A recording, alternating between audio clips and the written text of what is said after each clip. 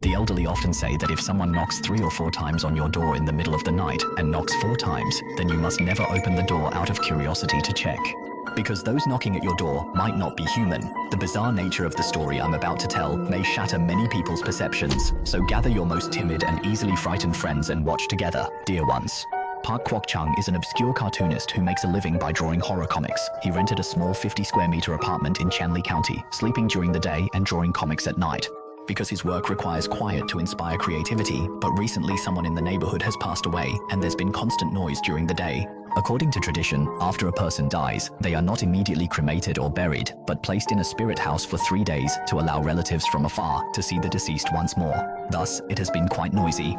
Erecting it for 3 days would certainly disturb the neighbors, making them restless, but no family wants such an incident. After all, the deceased are paramount, so even if the neighbors are disturbed by the noise, they don't say anything. But Park Kwok-chung's situation is different. Daytime is his rest time, and the continuous 3 days of noise have severely reduced his sleep quality, often waking him up just as he falls asleep. Seeing this, Park Kwok-chung decided he could no longer set his rest time during the day, so he began to change his schedule, setting his work time to the day, and then sleep quietly at night. This idea is indeed good, but such natural rhythms are not easy to adjust. Lying in bed, Park Kwok-chung tossed and turned, unable to sleep. Just as he was about to fall asleep, he suddenly heard knocking on the floor. The sound was not loud.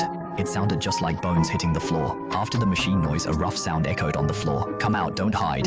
I'm useless," followed by another round of knocking. The hoarse voice repeated, and Dao Hei-chung became angry, mistaking the sound for the starving people downstairs.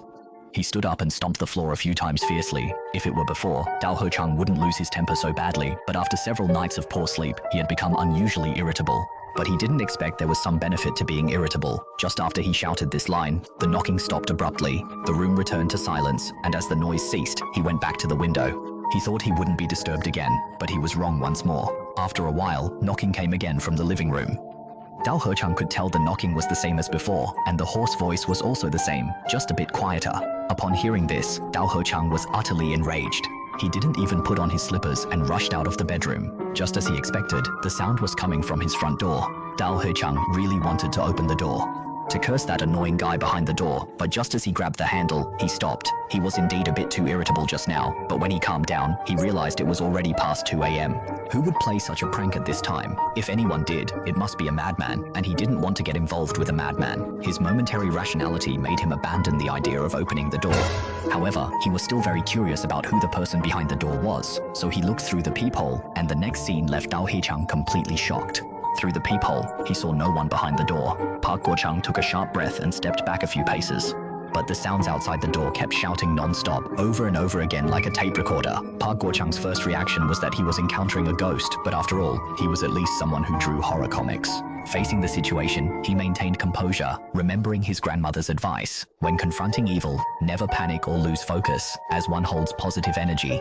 As long as his own righteous energy was strong, the ghost couldn't do anything to him. So Park Kwok-chung steadied himself, took a deep breath, and shouted sternly towards the doorway.